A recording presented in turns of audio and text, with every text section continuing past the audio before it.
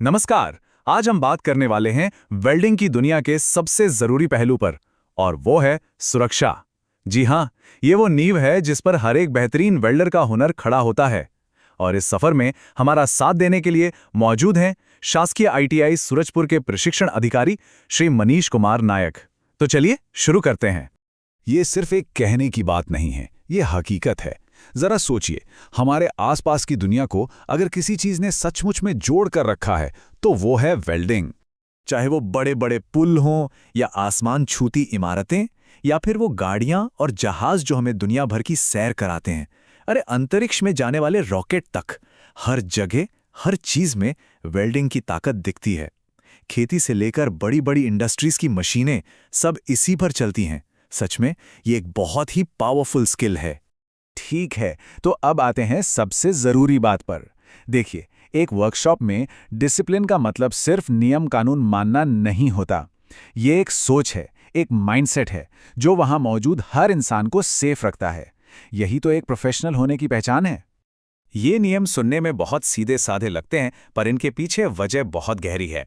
Time पर आने का मतलब है कि कोई भी जरूरी सेफ्टी ब्रीफिंग मिस नहीं होगी। टूल्स को उनकी सही जगह पर रखने से फिसलने या ठोकर लगने जैसे हादसों से बचा जा सकता है।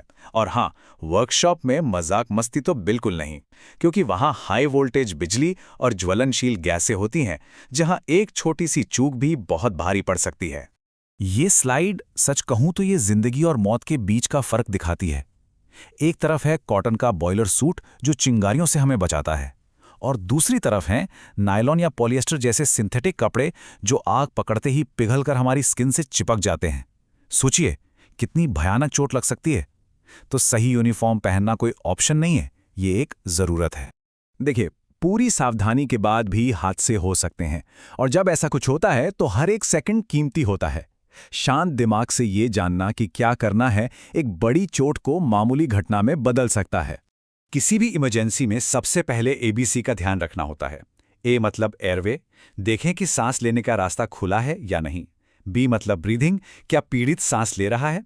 और सी मतलब सर्कुलेशन, क्या नाड़ी चल रही है। किसी भी चोट का इलाज शुरू करने से पहले यह पहला और सबसे जरूरी कदम है।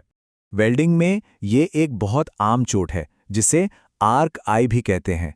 यूवी किरणों की वजह से आंखों में ऐसा लगता है जैसे रेत चली गई हो, बहुत चुभन होती है। इसका इलाज सीधा है, ठंडी आई ड्रॉप्स का इस्तेमाल करें और आंखों को एक अंधेरे कमरे में आराम दें। अगर कभी हल्का फुल्का जल जाए तो उस हिस्से को तुरंत कम से कम 15 मिनट के लिए ठंडे बहते पानी के नीचे रखें।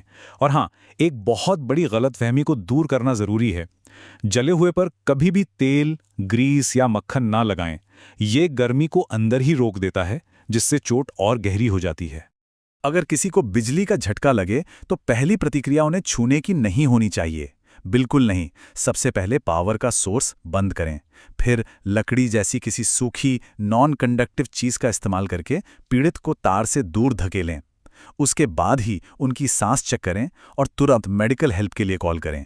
ठीक है, तो अब जब हमने ये जान लिया है कि किसी इमरजेंसी में क्या करना है, तो चलिए अब रोकथाम पर फोकस करते हैं। अपने औजारों और उपकरणों को अच्छी तरह से जानना ही सेफ्टी की पहली सीढ़ी है। आर्क वेल्डिंग के लिए ये चीजें आपके सबसे अच्छे दोस्त हैं। सही शेड वाला वेल्डिंग हेलमेट जो आपकी आंखों को खतरनाक किरणों से बचाता है। चमड़े के ग्लव्स और एप्रन जो आपको चिंगारियों और गर्मी से सेफ रखते हैं। ये भी पक्का करें कि मशीन ठीक से ग्राउंड की हुई हो और हमेशा ऐसी जगह काम करें जहां हवा आती जाती हो, ताकि जहरीले धुएं से बचा जा सके। और ये स्लाइड बहुत अच्छे से समझाती है कि गैस वेल्डिंग में छोटी छोटी डिटेल्स पर ध्यान देना क्यों जरूरी है। ऑक्सीजन और एसिटिलीन सिलेंडर अलग अलग होते हैं, रंग से, थ्रेड की दिशा से। एक बात गांठ बांध लीजिए, ऑक्सीजन सिलेंडर पर कभी भी भूल कर भी तेल या ग्रीस का इस्तेमाल ना करें। यह ऑक्सीजन के साथ मिलकर एक विस्फोटक रिएक्शन करता है। ये एक छोटी सी डिटेल है जो एक बहुत बड़ी तबाही को रोक सकती है। ऑक्सी एसिटिलीन के साथ काम करते समय कुछ नियम ऐसे हैं जिन पर कोई समझौता नहीं हो सकता। फ्लैशबैक अरेस्टर आग को सिलेंडर के अंदर जाने से रोकते हैं। लीकेज चेक करने के लिए हमेशा साबुन वाले पानी का ही इस्तेमाल करें। टॉर्च जलाने के लिए स्पार्क लाइटर यूज करें और हमेशा पहले एसिटिलीन का वाल्व खोलें। ये स्टेप्स आपको और आपके आसपास के लोगों को सुरक्षित रखते हैं। तो चलिए अब तक जो कुछ भी हमने सीखा है उसे एक मजबूत आदत में बदलते हैं। देखिए, सेफ्टी कोई बोझ नहीं है, ये एक प्रोफेशनल रस्म है, एक रिचुअल है जो हर कामयाब वेल्डिंग जॉब से पहले किया जाता है। इसे याद रखने का सबसे आसान तरीका ये सिंपल सा फॉर्मूला है। सेफ्टी का मतलब है सही पीपीई यानी पर्सनल प्रोटेक्टिव इक्विपमेंट प्लस अपने औजारों की पूरी जांच और प्लस ये पक्का करना कि काम करने की जगह साफ और सेफ है, हर बार हर एक वेल्ड से पहले। चलिए अब इसे और प्रैक्टिकल बनाते हैं। हर बार जब आप वेल्डिंग शुरू करने वाले हों तो खुद से ये सवाल पूछें, क्या मेरा पीपीई ठीक हालत में है? क्या मेरे इक्विपमेंट जैसे केबल और सिलेंडर पूरी तरह सेफ हैं? और क्या मेरे आसपास का एरिया किसी भी जलने वाली चीज से साफ है? ये 3 स्टेप वाली जांच आपकी रूटीन का हिस्सा बन जानी चाहिए। तो जब आप सुरक्षा में महारत हासिल कर लेते हैं, तब आप सिर्फ धातु के टुकड़े नहीं जोड़ रहे होते, आप कुछ नया बना रहे होते हैं, कुछ ऐसा जो मजबूत हो, टिकाऊ हो। तो मेरा सवाल ये है, धातुओं को जोड़ने की इस कमाल की शक्ति के साथ वो पहली चीज क्या होगी जिसे आप बनाना चाहेंगे?